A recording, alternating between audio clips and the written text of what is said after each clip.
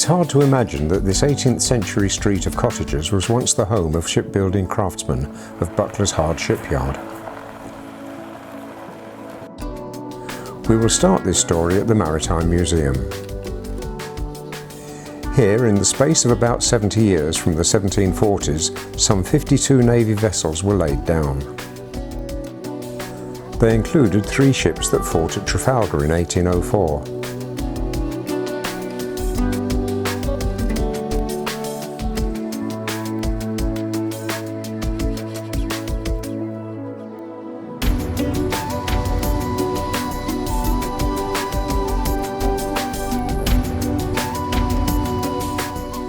Building a wooden naval ship requires 40 acres of 100-year-old trees.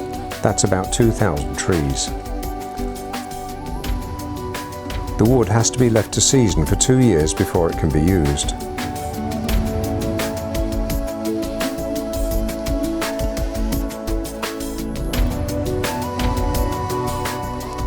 The last one to be built was in 1818.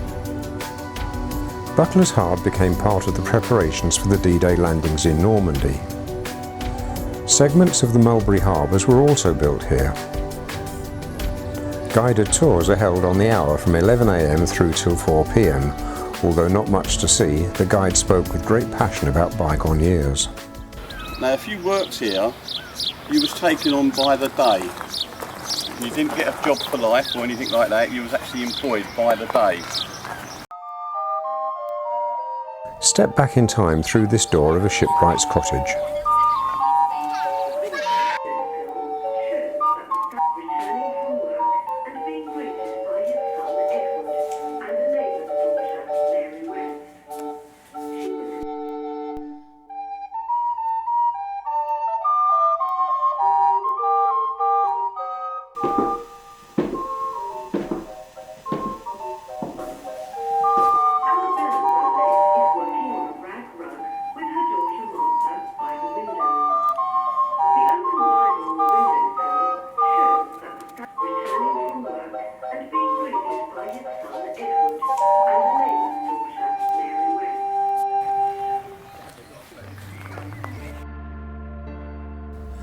The village chapel seats just 40 people and is still in use. It's a private chapel. They're not allowed to have weddings here unless they get permission from Lambeth House or Lambeth Palace in London. We was taxed on quite a few things here. We was taxed on tea. Fancy taxing on tea. My favourite drink. Brandy, rum,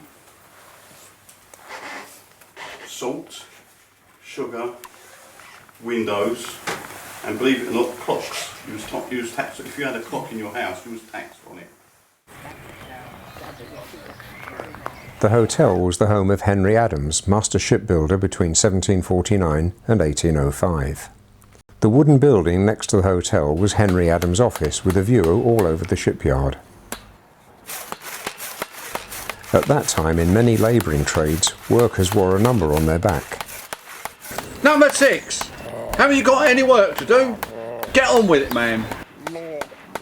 That was if he was lucky. Not so good was the following. Adams would hang a chalkboard under his window with the offender's number on it. If it was your number, you would enter the office, be given a sack to put your tools in, and told to leave the shipyard.